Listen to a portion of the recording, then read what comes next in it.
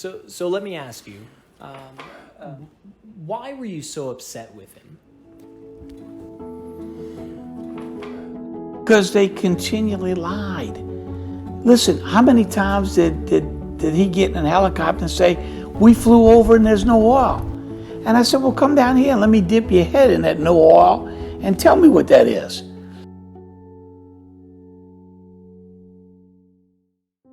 We begin with the breaking news. Those images coming in from the Gulf of Mexico tonight, a deadly blast. As an oil platform explodes offshore, workers jumping into the Gulf to save their lives. It's the worst environmental disaster in U.S. history after the Deepwater Horizon rig exploded. Live video of the oil spill that's happening right now. The oil gushed into the Gulf for almost 3 months before it was capped.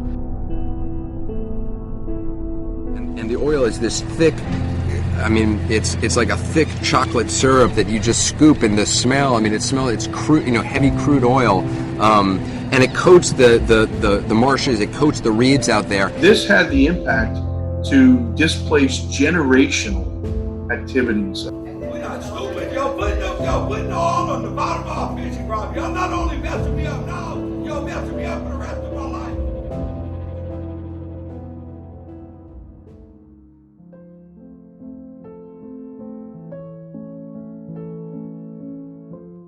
Plaquemines Parish is that community made up of oil and gas, fishermen, people that lived here for generations. There's something special about the soil under the people's feet in this parish. I don't know what it is, but they keep coming back. Me and my wife retired here in Plaquemines Parish. We built a ranch here, raised elk, cattle, and had a therapeutic riding facility for special needs children and adults. The greatest thing I've ever done with my life is helping those people.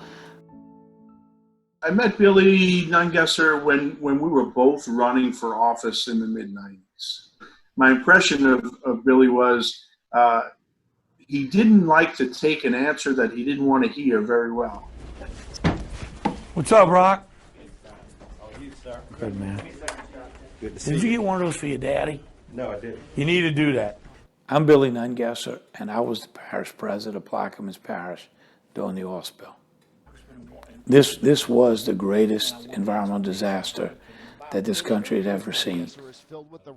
This really was a David and Goliath type event. Goliath being the entire BP oil industry, the federal government, 210 million gallons of oil washing up on Louisiana shores. But that Goliath was met by the David of the leadership of Billy Nungesser and the heart and soul of the people of Louisiana. My dad used to say, as long as you go to bed every night and know you did all you can to do the right thing, you can do no wrong. And every day I got up and tried to do all I could for our parish, our state, to protect the people and their livelihood. I smell the oil pretty regularly. I can't even sit on my porch. I can't breathe. I have headaches. I have sore throats. We have young, willing men to go to work. They unemployed now. Somebody's lying. It's not me. That anger grew out of being lied to, misled, and it was frustrating. What is causing that if it's not the oil or the caress? So it took many, many nights on TV to finally get the attention of the White House and have some things change. He was dedicated, he was committed, and he was passionate about what he was going to convey. I felt I had no choice but to get out there and yell and scream till somebody listened. He found the voice. Enough is enough. It's absolutely ridiculous. I'm here today to beg them. Absolutely embarrassing and disgusting. Where was the federal wildlife fishing for the last 50 years? Anyone watching news coverage of the oil spill has seen him on TV. Get the hell out the way and let us go do it ourselves. No one has been more outspoken than Billy Nungesser. How are they going to pay their bills next month? The fishermen, the haulers, the seafood companies, the dock owners, the little lady that sells it on the corner. Shouldn't take the president coming down here. I want to be on the same team. There was no plan. His concern quickly turning to anger. Something's wrong with this picture, and we're going to pay for many years. We've got to see some sense of urgency. Because this is absolutely mismanagement, There's no organization in place. and it's got to change.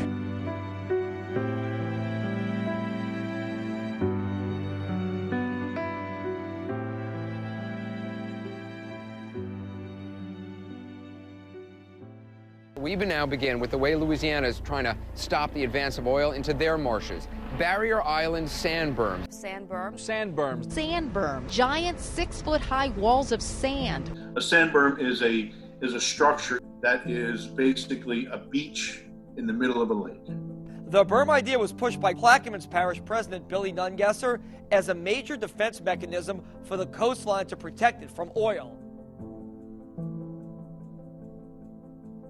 Joining me this morning, the man leading the massive federal response, Coast Guard Admiral Thad Allen. Thad Allen. Thad Allen. Admiral Thad Allen was the commander in charge of the BP oil spill, appointed directly by the White House. As you know, Louisiana has been raised questions and been critical of the federal response. Today, specifically, he was talking about the need for permission to build sand barriers. What's your response there? I understand the idea. I understand how they perceive the effectiveness of these berms would be against stopping the oil. But we also understand that it'll take 6 to 9 months, maybe a year, to build some of these. It's not clear to you whether or how realistic it is to build such barriers at this point. That's correct. Why was Thad Allen not working with us instead of working against us? And to this day, I can't tell you why. Well, everybody feels very strongly about this. Everybody's frustrated, and some people are even, just completely frustrated beyond, consolability. You know what? Thad Allen's going to BP school on how to deny. He's in denial. I don't think Admiral Allen's ever built a Barrier Island. Hoping you do what you're supposed to do, and you haven't done it. So kiss my... President Obama plans to visit Plaquemines Parish, Louisiana, to take suggestions from local leaders. Surprisingly, outspoken parish president Billy Nungesser has not been invited to attend. So I had been a little critical of the response on TV, so I wasn't invited to the second meeting with the president in Grand Isle. So myself and President Craig Tefera from St. Bernard, I said, we've got to get to the president. Come on, we're going to take a boat. I figured we could sneak in backside of Grand Isle. Billy instructed me, meet me. We're going to get on a boat and we're going to try to get to the meeting. When we got to the gate, the lady said, y'all are not on the invitation list. I said we weren't on the list. You're not on the invite list. And Billy used a great line. I said, well, call the White House and tell them I'm here and I'm on the other line with Anderson Cooper and see if they can put us on the list. A few minutes later, we were waved through. President's staff said to let you in. The look on President Obama's face when he walked into the meeting and saw that Billy Nungesser was at the meeting, it changed the entire tone. And he winds up positioning himself not only in the meeting, but he's like within 2 people from the President of the United States. Now, the president says, Billy, I thought we were on the same page. I said, well, your team made the decision in Washington not to build the berms. So he said, I'll tell you what I'm going to do, Billy. In the next 2 to 3 days, I'm going to send my staff back down, and you've got to convince them it's the right thing to do. Then when he got to the door to leave, he looked back and said, now, Billy, we're okay. I said, yeah, Mr. President. He said, well, do me a favor, call me before you call Anderson Cooper. So, Mr. President, I don't have your phone number. Give Billy my number to the White House. We had the conference at the Port of New Orleans.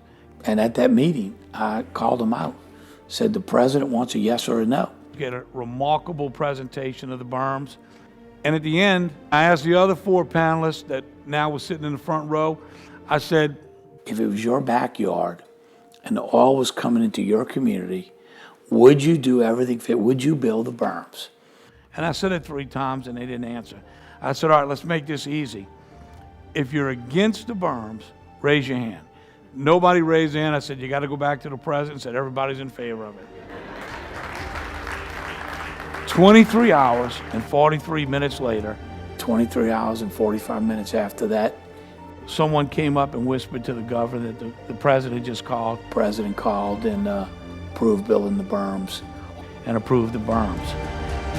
And so you see the dredges at work there. What they're literally doing is creating earth. You're actually building the sand berm that's going to block the oil coming in from the Gulf of Mexico and going into the very fragile coastline.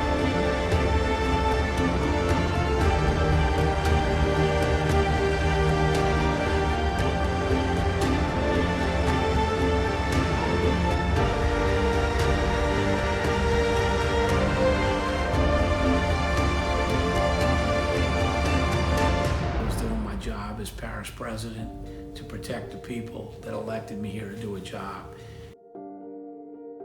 The hurricanes, the oil spill, the 2016 floods, this virus, what else can you throw at Louisiana?